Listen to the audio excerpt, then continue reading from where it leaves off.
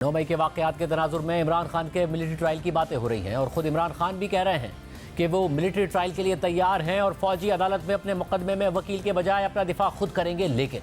दूसरी तरफ इमरान खान ने कुछ दीगर अफराद के साथ सिविलियंस के मिलिट्री ट्रायल के खिलाफ सुप्रीम कोर्ट से रुजू किया हुआ है, जहां पहली ही समाअत से बेंच तनाज़ात का शिकार है। ये केस पहले 9 रुकनी बेंच के सामने मुकर्रर हुआ था, मगर अब ये छोटा होकर 6 रुकनी बेंच रह गया है, जिसने अब से चंद दिन बाद केस की अगली समाअत करनी है। मगर इस सूरत हाल की वजह से सुप्रीम कोर्ट में तकसीम मजीद वाज़ेह होती जा रही है। अंदरूनी इख्तलाफात की खबरें मुसलसल सामने आ रही हैं और इस वजह से सुप्रीम कोर्ट की कारकर्दगी मुतासिर हो रही है। चीफ जस्टिस पर सुप्रीम कोर्ट के सीनियर तरीन जजेस तहफ़्फ़ुज़ात का इजहार कर रहे हैं और उनके कंडक्ट पर बार बार सवालात उठा रहे हैं, लेकिन चीफ जस्टिस अपने उसी तरीके से मुल्क की सबसे बड़ी अदालत चला रहे हैं, जिस पर उन पर एतराज़ उठ रहा है कि वो सीनियर जजेस से मुशावरत किए बगैर अपनी मर्जी से बेंचेस बनाते हैं। अहम आइनी और कानूनी मामला से मुताल्लिक केसेस में अपने बाद आने वाले सीनियर तरीन जजेस को शामिल ही नहीं करते हैं, बल्कि कुछ मखसूस जजेस को हर हाई प्रोफाइल बेंच में शामिल कर लेते हैं और साथ ही सुप्रीम कोर्ट के अंदर और बाहर से भरपूर इसरार के बावजूद भी किसी भी अहम मामले पर फुल कोर्ट तश्कील नहीं देते हैं, जिसकी वजह से सुप्रीम कोर्ट के फैसलों की वक़्त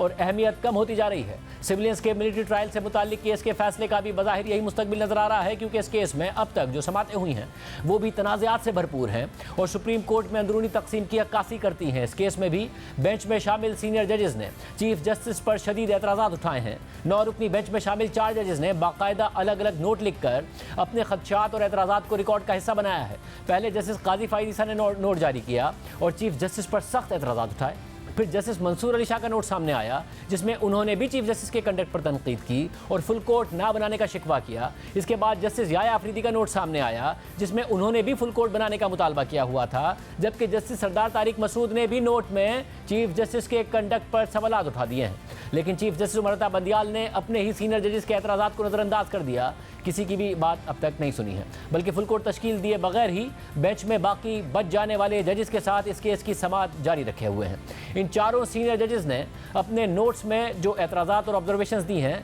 वो आपके सामने रखते हैं, लेकिन ये भी याद रहे कि इन चारों जजेस में से सिर्फ जस्टिस याया आफरीदी इस वक्त 6 रुकनी बेंच का हिस्सा हैं, जबकि बाकी 3 जजेस बेंच का हिस्सा नहीं रहे हैं। सबसे पहले सुप्रीम कोर्ट के 2 सीनियर तरीन जजेस जस्टिस काजी फाइज़ ईसा और जस्टिस सरदार तारिक मसूद ने 22 जून को पहली ही समाअत में बेंच की तश्कील पर एतराज़ उठा दिया था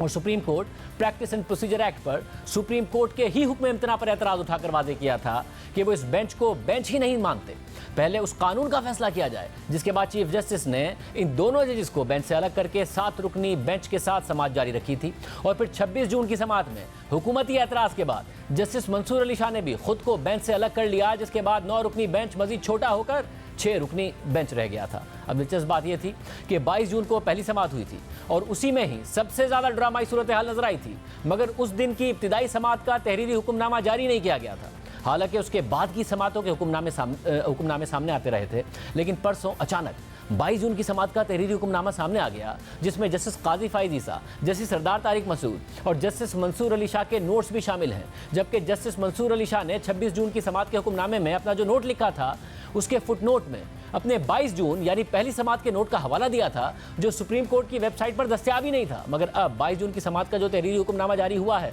उसमें ये नोट भी शामिल है। 22 जून के हुक्मनामे में शामिल ये तीनों ही नोट्स इंतहाई अहम हैं, जिनमें वाज़ेह तौर पर चीफ जस्टिस के कंडक्ट पर सवालात उठाए गए हैं। जस्टिस मंसूर अली शाह ने 22 जून की समाअत के अपने नोट में लिखा है कि मैं इस बेंच में तहफ़्फ़ुज़ात के साथ बैठा, जिन्हें मैं दरख्वास्तों की पहली समाअत के बिल्कुल आगाज़ में ही रिकॉर्ड पर लाना चाहता हूँ। इंतहाई एहतराम के साथ ये कहना चाहता हूँ कि माजी करीब में बेंचेस की तश्कील के लिए मुतवातिर एक मखसूस पैटर्न रहा है और फुल कोर्ट बनाने के लिए हिचकिचाहट का मुजाहरा किया गया है, बल्कि चंद मुअज़्ज़िज़ जजेस के स्पेशल बेंचेस बनाए गए और ये मफाद आमा के उन अहम तरीन केसेस में किया गया जो पाकिस्तानी शहरियों के बुनियादी हुकूक समेत उनकी सियासी, समाजी और मुआशी ज़िंदगी पर दूररस नताइज रखते हैं। फुल कोर्ट की अदम तश्कील से इस अदालत की अथॉरिटी और फैसलों की कानूनी हैसियत बुरी तरह मुतासिर हुई है। सिविलियंस के फौजी ट्रायल के मुकदमे की आईनी अहमियत और मुमकिना असरात तकाजा करते हैं कि इस पर आला पाई की अदालती जाँच पड़ताल हो। अवामी अहमियत के मुकदमात में तमाम जजों की मुख्तलिफुल ख्याल राय और इज्तिमाई बहस से अदालत को बेहतर फैसला करने में मदद मिलती है और इससे अदालत पर अवाम का एतमाद बढ़ता है। और इसके अलावा मेरी राय में जब तक supreme Court Practice and Procedure act के हवाले से कोई फैसला नहीं दे देती है, आर्टिकल 184(3) के तहत दायर होने वाले मामला सुप्रीम कोर्ट का फुल कोर्ट बेंच सुने, जैसे मंसूर अली शाह ने मजीद लिखा कि सुप्रीम कोर्ट की अथॉरिटी और साख के तहफ़्फ़ुज़ के लिए मैंने चीफ जस्टिस से दरख्वास्त की कि वो मुल्क से बाहर गए हुए जजेस के अलावा बाकी तमाम जजेस पर मुश्तमिल फुल कोर्ट तश्कील दें और फैसला उन जजेस पर छोड़ दें कि वो ये दरख्वास्तें सुनना भी चाहते हैं या ख़ुद को इससे अलग करते हैं। मगर चीफ जस्टिस ने अपनी दानिश में फुल कोर्ट से मुताल्लिक मेरी दरख्वास्त नहीं सुनी। अपने हल्फ की पासदारी और आईनी जिम्मेदारी के तहत मेरे पास बेंच में बैठने के सिवा दूसरा कोई रास्ता नहीं है। मेरा हल्फ है कि मैं बशमूल बुनियादी हुकूक, आइन का दिफा और तहफ़्फ़ुज़ करूँ। अहम बात यह है कि अपने इसी नोट का हवाला देते हुए जस्टिस मंसूर अली शाह ने 26 जून की समाअत के अपने नोट में लिखा था कि इस मामले में फुल कोर्ट ना बनाए जाने पर मेरे शदीद तहफ़्फ़ुज़ात थे, मगर इसके बावजूद मैं इस बेंच का हिस्सा इसलिए रहा क्योंकि मैं समझता था कि किसी भी तरफ से मुझ पर एतराज़ ना होने के बावजूद खुद से बेंच से अलहदा हो जाना एक ऐसे मामले में आईनी जिम्मेदारी से फरार हासिल करना होगा कि जिसमें अवाम के बुनियादी हुकूक का मामला ज़ेर बहस है। जैसे मंसूर अली शाह का यह नोट 26 जून की समाअत का था, जिसमें वो अपने 22 जून के नोट का हवाला दे रहे थे जो हम आपके सामने रख चुके हैं। जबकि 22 जून की समाअत के तहरीरी हुक्मनामे में नामजद चीफ जस्टिस काजी फाइज ईसा के बाद सुप्रीम कोर्ट के सीनियर तरीन जज जस्टिस सरदार तारिक मसूद का नोट भी शामिल है, जिसमें उन्होंने लिखा है कि मैं जस्टिस काजी फाइज ईसा के नोट से मुकम्मल तौर पर इत्तफाक करता हूँ। सिविलियंस के मिलिट्री ट्रायल से मुताल्लिक समाअत करने वाले बेंच में मुझे शामिल करने से मुताल्लिक चीफ जस्टिस ने मुझसे मुशावरत भी नहीं की थी। हैरानकुन तौर पर दरख्वास्त गुजार और उनके वकील की जानिब से चीफ जस्टिस से उनके चैम्बर में मुलाकात के अगले ही दिन ये केस समाअत के लिए मुकर्रर कर दिया गया और इस हवाले से मेरी दस्तयाबी का भी पता नहीं किया गया। अगर इस तरीक़ा कार की इजाज़त दे दी जाती है तो फिर क्या हर दरख्वास्त गुजार जिनकी दरख्वास्तें इस अदालत में कई सालों से पड़ी हुई हैं, उन्हें अपने केसेस की अगले ही दिन समाअत मुकर्रर करवाने के लिए चीफ जस्टिस से उनके चैम्बर में मुलाकात करने की इजाज़त दी जा सकती है? जस्टिस सरदार तारिक मसूद ने मज़ीद लिखा है कि मैं supreme Court Practice and Procedure act के खिलाफ दरख्वास्तों पर सुप्रीम कोर्ट के फैसले का इंतज़ार कर रहा था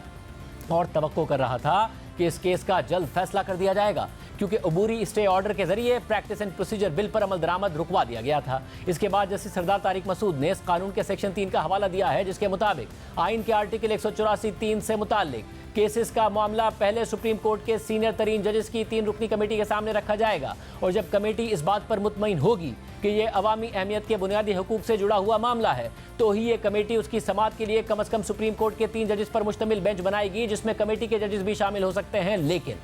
लेकिन मौजूदा मामला उस कमेटी को नहीं भिजवाया गया जिसका मैं खुद भी हिस्सा हूँ। सिर्फ ये फ़र्ज़ करके नहीं भिजवाया गया कि Supreme Court Practice and Procedure Act कलअदम हो जाएगा, उसकी शिक 3 में बयान किए गए तरीक़ेकार को नज़रअंदाज कर दिया गया। जस्टिस सरदार तारिक मसूद ने मज़ीद लिखा है कि जब इस एक्ट पर स्टे ऑर्डर दिया गया था तो मैं उसके हतमी फैसले से पहले किसी भी बेंच में बैठने से हिचकिचा रहा था, लेकिन क्योंकि मैं एक ऐसे बेंच की सरबराही कर रहा था जिसके पास रोज़ाना पाकिस्तानी शहरियों के 30 से 35 क्रिमिनल केसेस मुकर्रर होते थे, ये लोग जेलों में थे और अपनी सज़ाओं के खिलाफ फैसलों का इंतज़ार कर रहे थे, इस वजह से मैंने ये काम जारी रखा और साथ ही चीफ जस्टिस से दरख्वास्त भी की कि वो जल्द प्रैक्टिस एंड प्रोसीजर एक्ट के खिलाफ दरख्वास्तों को निपटा दें। जिस सरदार तारिक मसूद ने अपनी सरबराही में 2 रुकनी बेंच के एक और केस का हवाला देकर लिखा है, उन्होंने ये तवक्को करके उस केस को 1 महीने से ज़ायद अरसे के लिए मुलतवी कर दिया था ताकि उस वक्त तक practice and Procedure act case का फैसला हो जाएगा। जैसे सरदार तारिक मसूद के नोट के मुताबिक ये 4 पटिशन उन अफराद ने दायर की हैं जो ना तो गिरफ्तार हैं और ना ही 9 मई के वाक़यात से मुतालिक ट्रायल का सामना कर रहे हैं,